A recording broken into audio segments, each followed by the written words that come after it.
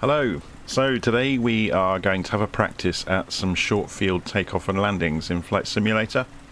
So this is not me instructing people how to do them, this is me learning. So just to get that clear from the start, mistakes will be made and I will miss things along the way.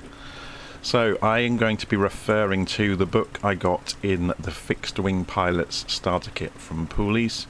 So this is the flying training book number 1, which goes over the basics of basic airmanship. So in the kit I bought you get the digital version and the paper version. So in the digital version, which I can show you briefly on the screen, I'm not going to leave it here for you to read because I don't think I have the right to allow you to do that. It impresses upon you there are two things you really need to do. Is both review those instructions and look at the pilot's operating handbook for the aircraft you are going to be operating. So without leaving it on that page looking at the Poolies book, which I don't have permission really to show you, there are some guidelines for taking off from a short field. So if we go and look at Flight Simulator, you need to be as much into the wind as possible. So we have actually a slight crosswind here, but that's fine. So it's primarily the wind is coming down the runway. We're at Clam Harbor, by the way, in Washington, up on the northwest of the US. So you need to be as much into the wind as possible. You have to use the best flap setting for the takeoff of your aircraft. You have to start your takeoff run as close to the start of to the back of the airfield as you can. So, give yourself as much room on the airfield as you possibly can. When you run the engine up, you hold the brakes on and back stick. If that, in the real world, this won't happen in the simulator, in the real world, if you've got loose stones around the aircraft, you begin a takeoff roll, before you're at maximum throttle, so the airplane is actually moving. Because otherwise there's damage or there's a possibility that running at maximum RPM with maximum thrust coming off the propeller, you could kick up stones that will hit the propeller or the fuselage or the wings or the tailplane and do some damage. Okay, so we are going to lift off at the minimum flying speed. So this really comes back to knowing the aircraft stats in the pilot operating handbook. We are going to immediately assume our best angle of climb. Now there are some options around this, but the basic airmanship is going to say go for your best angle straight away. If you're doing a soft field takeoff, they will encourage you to get off the ground. So in other words, if you're taking off from grass, they will encourage you, because of the resistance of the grass, to get off the ground as soon as possible and stay in ground effect as the aircraft accelerates before you begin your climb. So we've kind of got a mixture of this, but the simulator on this kind of runway isn't going to introduce too much in the way of friction, so we're not going to worry too much about it. So obviously once you get beyond obstacles, you can pull the engine back to your normal climb RPM and establish a normal climb rate for the aeroplane you're flying. Okay, so before we take off, let's just quickly go through the landing as well, because we're going to do a circuit round after taking off and then land again. So you basically select your aiming point on your approach, so the point at beyond obstacles to come into the airfield, and this is the steep approach guidelines, which again are in the Poolie book. So you select your aiming point that you're aiming for your descent and your flare, or it's not really a flare, but your pull out of the descent over the runway. You keep your airspeed as low as possible on descent, so that, again, pilot operating handbook or practice in the airframe to know what you can get away with, especially given the wind conditions. You stabilize your approach in advance. You don't play games with coming in on a very steep turn into the airfield. You get everything stabilized in the approach before you get anywhere near the airfield. You control speed with attitude of the aeroplane, and you control the flight path to the aiming point with power. You use minimal flare on a steep descent into a short runway, so you're not looking to do the smoothest landing possible. You're using past experience of the aeroplane to pull out as late as possible, as low as possible over the ground and get the aeroplane onto the ground so you can safely begin using brakes. And you're going to be pulling back the entire time as much as you safely can. Again, it's experience with the aeroplane. You need the elevator pressure to stop the aircraft doing what's called wheelbarrowing. So on a tricycle undercarriage, if you put the brakes on really hard, the aeroplane's going to pitch forwards and it's going to try and tip left or right, especially on uneven ground. So you need to have back pressure to almost keep the nose wheel up, because the brakes aren't on the front wheel anyway, typically on a tricycle undercarriage aeroplane. They're on the back wheels. Yeah. So you need to take as much weight as you can off of that front wheel. So that especially applies even to taxiing in the grass or uneven ground. Keep as much stress as you can away from the front wheel. Okay, so let's go and jump in. Actually, before we do that, let's go and have a look at our bit of planning we're going to do. So knowing the Cessna 152 that we're going to be using, it requires, let's have a look at my instructions. On a 10-degree flap for best takeoff performance, it requires 700 feet of ground roll. Okay, so that's going to be reduced by the headwind. So we can see this is 1,000 feet as far as just beyond the buildings. So we're probably looking at 700 feet, about just where the clearing is, where the buildings begin. But we can say with the headwind a bit earlier than that, we can actually look at rotating. So we could rotate very, very early, fly low and fast to get the airspeed up, and then climb out. So we'll just see how it goes. So if we go and get inside the aeroplane, it's worth pointing out actually, let's go back to drone camera mode.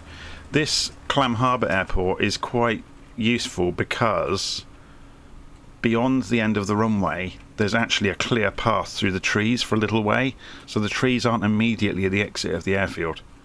So you're not looking to get to, above the trees here. You've actually got an exit route as you start to bank right. So as long as you've got enough airspeed, by the time you're over the trees, you can start to turn and navigate. Okay, inside the aeroplane. So we're going to, airplane's already up and running. It's quite happily ticking over here at the edge of the runway. So we're going to sit down in the cockpit and look outside and get our bearings. So we're going to taxi onto the very front of the very beginning of the runway here. So we've got flaps at 10 degrees. We're going to line up as close to the edge of the airfield as we possibly can.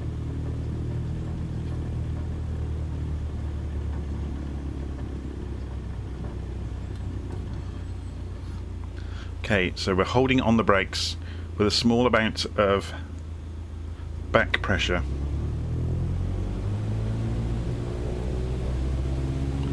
Holding it right up to full throttle, and again, if we had loose stones around, if we were on gravel, we wouldn't go from a standing start. So we release the brakes as soon as we get to full throttle, and we're looking at the indicated airspeed, and we can start rotating. We're in the air, we can stay low, stay low, stay low, and then climb out. So we're up to 60 knots now, and we're safe. Okay, the turbulence now is kicking in over the top of those trees. So we're going to climb out to at least 500 feet.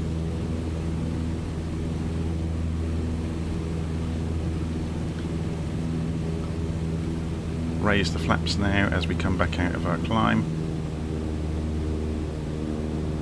Back to 75% throttle.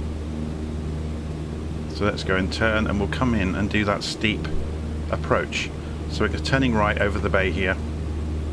So we're just north of Friday Harbor, if you're wondering where this is. It's that whole complex of islands up in Washington that there's lots and lots of small airfields, which is why I came up here, because I knew I'd be able to find a short airfield, which was an interesting place to do this exercise. So we're just gaining a bit of altitude here. Again, this isn't really to do pattern work today.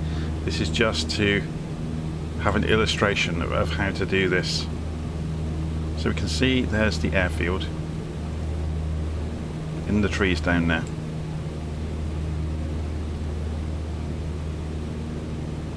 Or hopefully it is. We're not quite high enough to see it, are we? Let's go to the outside view. Here it is. So we're just coming back out. Well, that's the main road, isn't it? We have lost the airfield. It's down there. We were parallel with it. So we're just coming out, and remember, we need to be very careful about getting far enough away to stabilise our approach before we get here. Or, before we get on approach it back into the runway. So I guess the main takeaways that I've learned from reading up on this whole process of doing short field takeoffs and landings is preparation. You have to know the aeroplane. You have to know what the aeroplane is capable of. You have to consider the wind. You have to consider the runway length. And you have to consider obstacles. So it's all about preparation in advance before you do anything. Okay, so let's turn back in and see if we can get this stabilized. So we are going to go, remember, for the lowest speed possible. So we're looking for full flaps and 40 knots basically on our descent. So going to full flaps.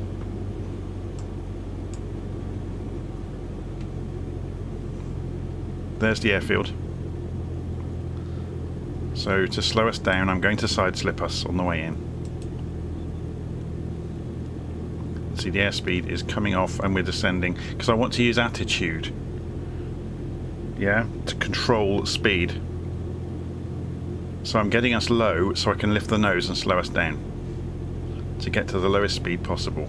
So if this isn't looking good, I'm going to go round. Yep, I'm too fast, too high and too near. So back, raise the flaps, back to 10% for the moment, get the speed back up.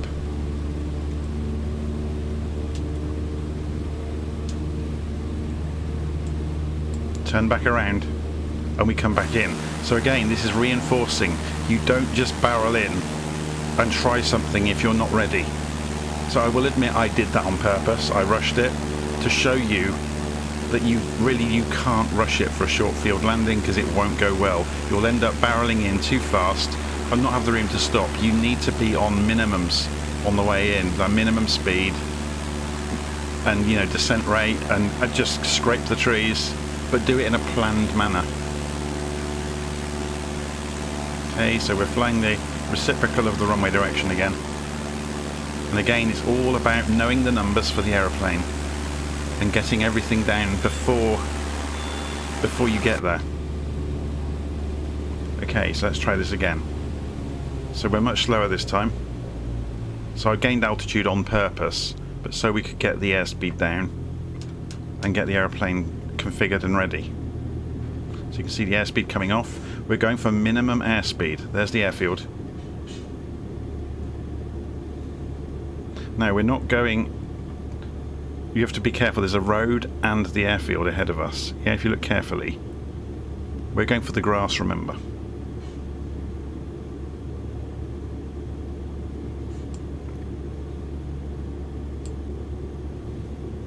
Okay, so we're using the throttle to control descent rate. You're using attitude to control airspeed.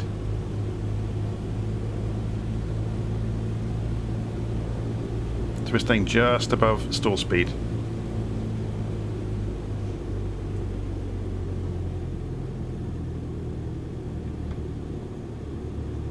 Go through the trees, through the gap. Remember, it said don't flare until you absolutely have to. So we're just above the ground, get it gently down and wheel brakes on, and we had plenty of room left, look. So we stopped remarkably quickly. And we had back stick on throughout the time we were braking, okay, to avoid the wheelbarrowing. So that was it. That was really all I wanted to do today, was to practice the short field takeoff, short field landing, and some aspects we talked about of a soft airfield. I go, this is quite a hard one. It's not long grass or anything like that, so we didn't have too much resistance on the undercarriage. But it's really the things that I have learned from the textbook is you have to know the operating parameters of your aeroplane. You have to review where you are, and you have to not do anything ad hoc. You plan ahead for everything. and if possible you need ways out as well. So in this case, if you remember, if I just get the drone camera back on the back of the aeroplane, if you remember, we had this kind of route B that we almost used to illustrate flying low to improve airspeed, but we had this kind of, instead of a straight climb out, we could bank slightly right and go for a gap in the trees to improve our options. So yeah, it's all about preparation really, and planning. So, okay, that was it anyway. So it was the considerations for short takeoff and landing in a small aeroplane.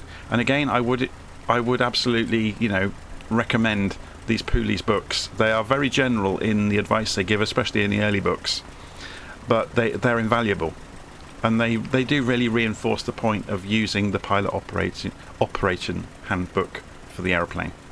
Okay, I'm going to leave it there. Hopefully you enjoyed that, and I'll see you again soon.